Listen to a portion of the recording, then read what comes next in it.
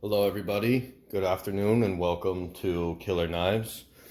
I have a full review of the Strider .75 AR.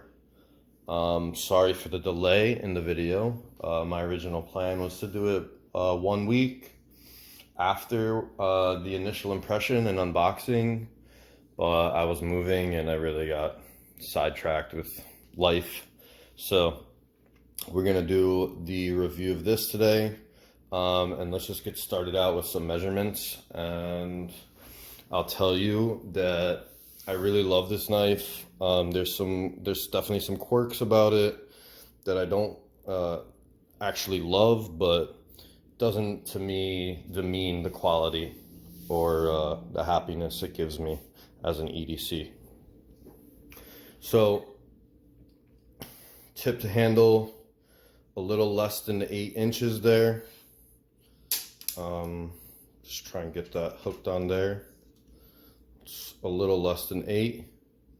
And then the blade itself is about, so tip to blade end, it's like 3 3/16. And then like the actual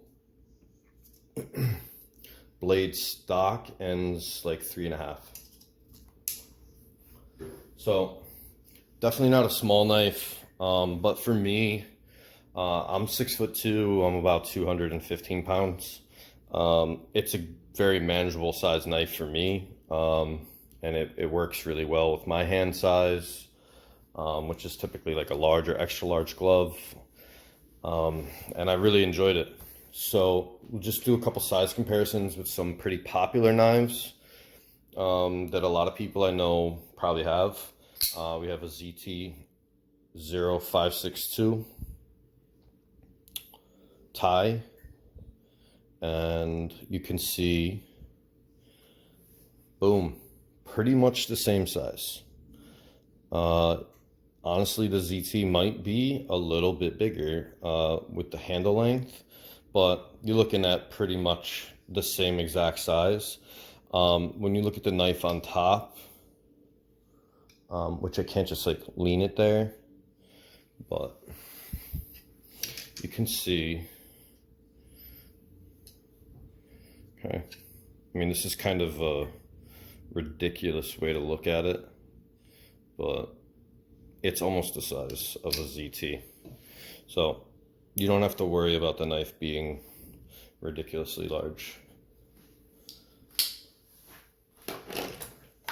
PM2, also pretty similar in size. You're looking at, this is pretty notorious for pocket height. This is definitely going to have a little more height in the pocket. Can look at that on top. So a little bit more. Let's see how high it is. So like the highest points right here.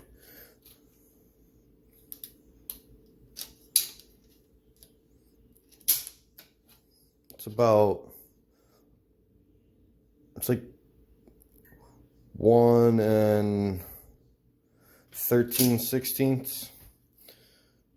And then the PM2 is 1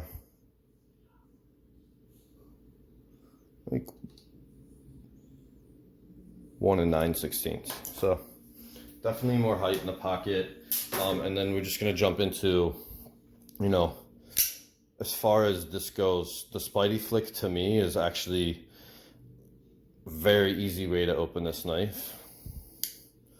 I'll show you. So I actually kind of prefer it to the thumb flick.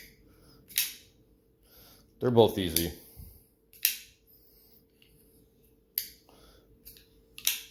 It's tough to do it just standing here like that, but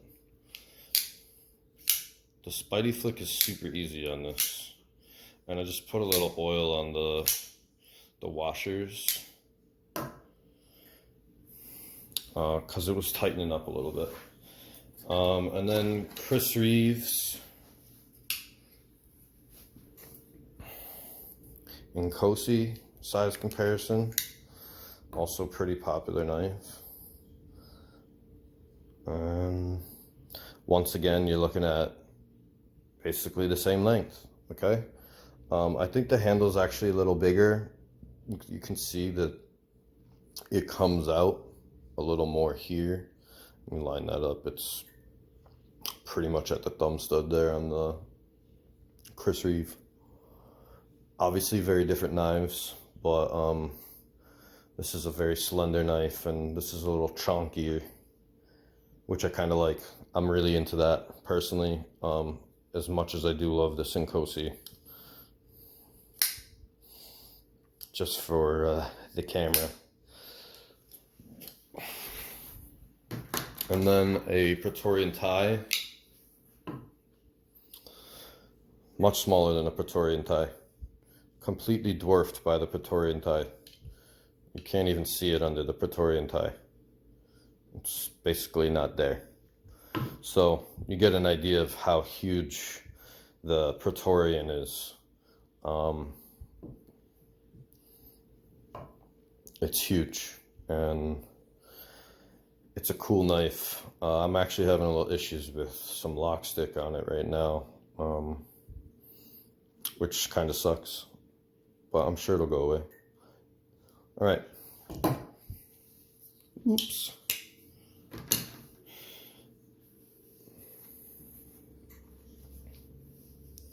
All right, so as for this knife, I've used it to move, and I really enjoyed it. I love the action on the knife.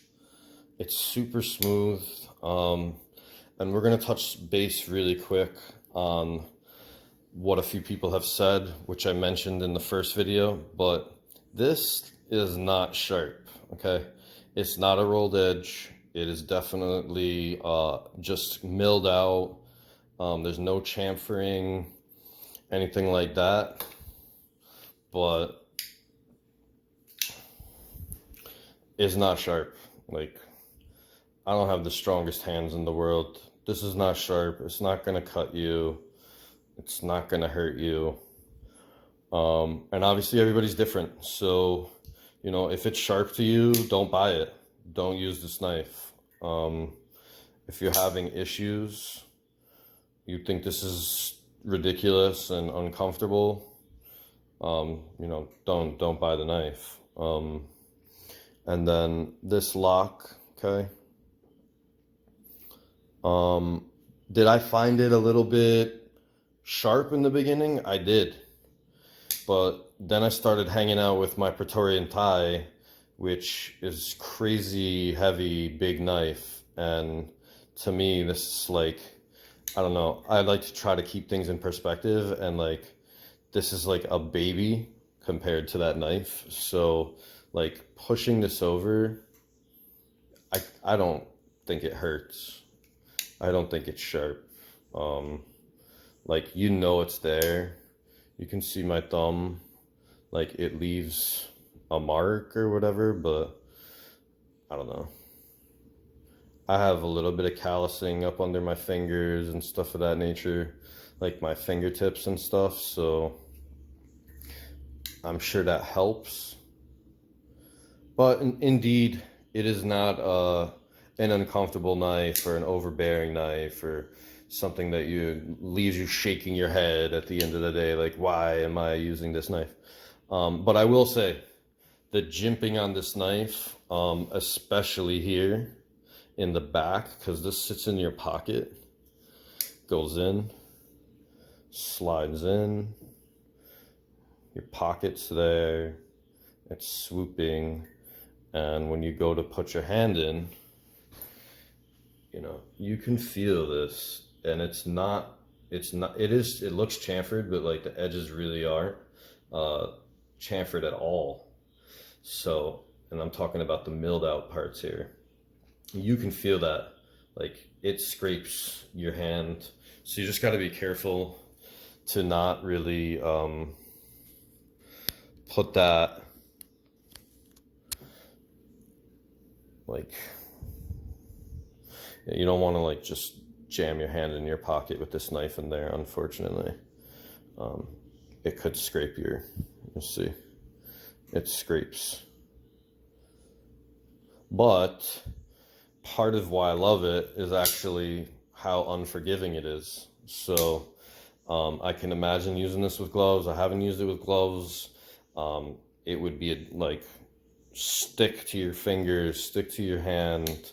You're never gonna worry about dropping the knife or losing a grip. So full titanium, bronze, and PVD coated S90V, which is awesome. I have had no issues with this knife. I love it. I love the clip is not black. Typically a black blade would have a black clip, or a clip that matches the titanium or the hardware, and it's totally its own element, which you have to appreciate. And I do appreciate this knife.